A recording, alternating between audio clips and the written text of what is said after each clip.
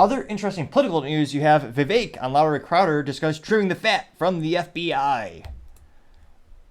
And to be sure, there's a lot of fat that can be trimmed.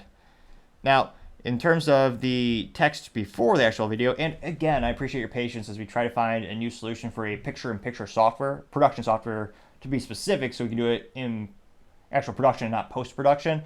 I tried a couple, but keep having some issues. So if you have a suggestion for a new software suite, please let me know in the comments. Currently using OBS software for the recording, and it's open source. I'm trying to find a solution where we can do that picture-in-picture so you can see the videos in which I'm referencing. So I appreciate your patience and feedback as we make the show better together. Now, in terms of the actual text before the video, from Vivek, he says, quote, "The FBI has 35,841 person staff. 56% of the Bureau that are professional bureaucrats should be fired immediately. Just 44% of the FBI employees are special agents and intelligence analysts. These 15,770 specialists should be reassigned to serve under the narrow focus of under other federal law enforcement agencies doing the same specialist work," unquote. I was going to say, that is quite a lot of fat to trim. It looks like he's talking with a couple of the crew at Louder Crowder, in addition to the, of course, the star, Steven Crowder, but it looks like he's also talking with Gerald as well. Yeah, I mean, obviously you've had to have like these kind of, okay, like I'm doing some pretty big things. There are going to be some people that don't want me to succeed at doing this, and nobody's been able to successfully do this. Maybe it's because they haven't tried. But there's somebody like EPA, Party, whatever. Chris Christie has called this the dumbest idea that he's ever heard was to shut down the FBI. I disagree. Yeah.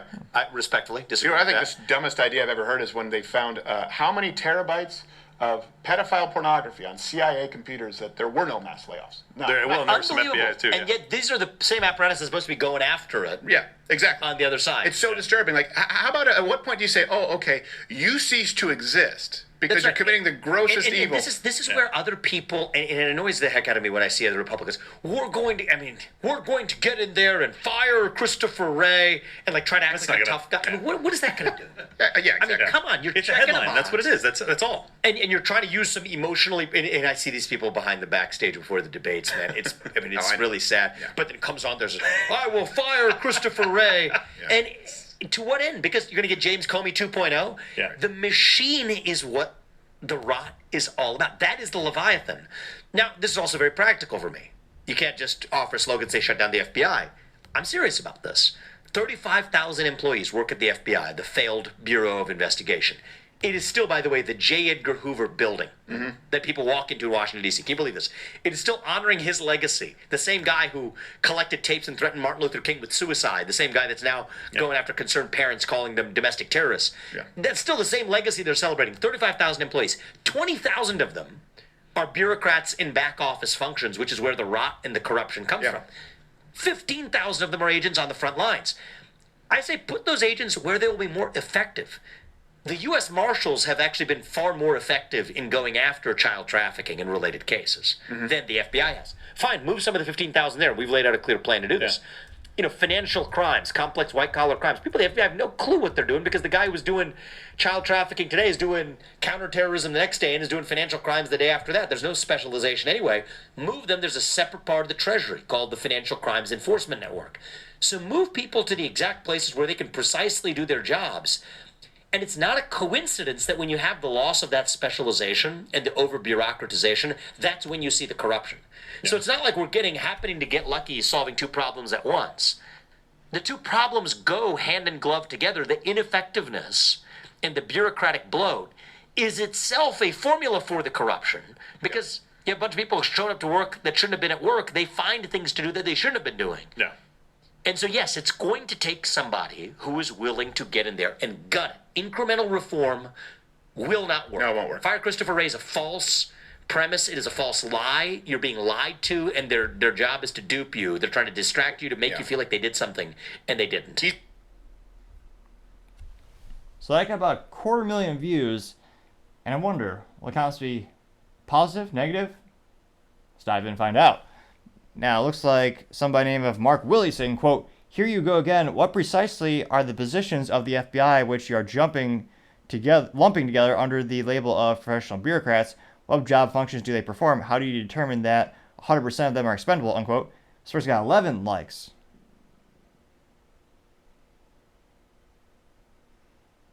Someone by the name of Witty News Daily saying, quote, imagine thinking you can fix the FBI staff problem by just channeling your inner Gordon Ramsay and screaming, fire them all. Maybe watch a few more episodes of Kitchen Nightmares before tackling national security issues, unquote. Source got 6 likes. And subsequently probably worse for the FBI. Maybe, probably. Let's see here. Someone by the name of David O'Chan saying, quote, a majority of our 3-letter agencies are shams, unquote, getting 36 likes. Someone by the name of The White Rabbit, which I would say B+ for marketing, just because it sounds like it's one of those homages to The Matrix. It's one of the best movies ever.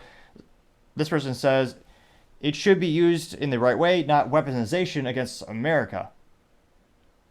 Unquote, getting 13 likes. Somebody named Kyle saying, quote, insane what we have our FBI putting most of its efforts into, unquote, getting 10 likes. Somebody named Ricky Mike saying, quote, kind of sounds a lot like school districts, too, ratio of bureaucrats to teachers who actually do the work, unquote, getting 57 likes. And I think that's actually a very good point and a very good analogy as well.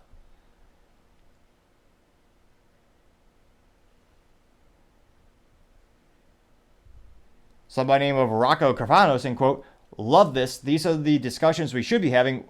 What's crazy is that this thought process is considered a radical concept. This type of thinking is basic management at scale. Organizations need to constantly be challenged and reevaluated based off of size, purpose, and actual accomplishments. The world is not static. We shouldn't expect our government to be. Well, many would argue our government is actually worse than static. It's just kind of like a bloated American getting bigger and bigger and bigger over time without actually improving any of the metrics, unfortunately. Probably should be changed sometime.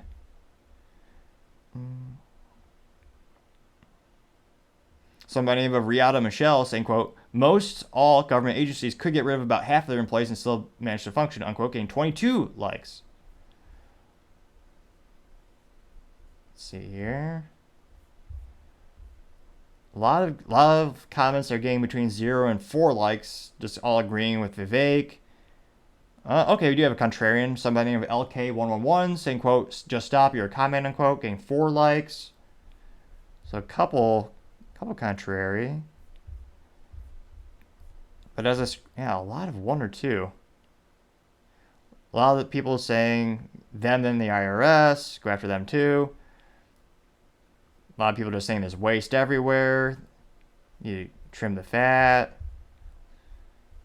So it'll be interesting to see if this resonates with the American people. Now, the downside in terms of the politics and moves on the political chessboard, if you're going against the establishment or government employees, one of the largest employers in the U.S. is the government. So with that plan of attack, that's basically, and don't get me wrong, in terms of the metrics on how they usually vote, those people will predominantly usually vote Democrat because Democrats traditionally increase the budgets for public sector, so they're voting to give themselves a raise.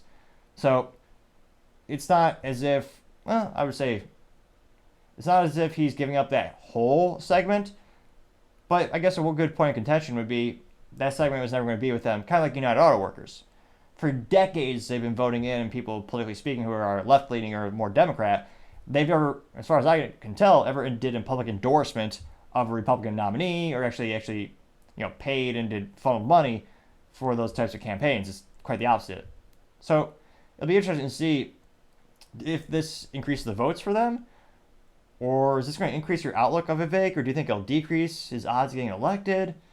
It'll be interesting to see, but in terms of the comments, I'd say overall still, although there's not many views as usual, still overwhelming majority support Vivek. So it'll be interesting to see. Let me know in the comments, does this increase your respect for Vivek, or do you think it's a good idea for him to campaign on this? And is this something that would help out our country? It'll be interesting to see, but it'd be fascinating to hear what you have to say. Thank you, everyone, for taking the time to tune in today. Don't forget, we're trying to get to 4,000 subscribers by the end of October, so if you could click that subscribe button, I would greatly appreciate it. Also, the feedback is greatly appreciated if you put comments in the videos. I always try to get to them as soon as possible and try to take that feedback to make the show better and better for everyone. Also, if you take the time to like the video and share the video, that's supposed to help with the YouTube algorithm. Hard to say how they program it these days, but if you do those things, I greatly appreciate it. Lastly, and also, don't forget to take the time to tell your family, tell your friends, tell your coworkers, heck, tell your enemies, tell anyone and everyone. Just stay safe and fight the good fight.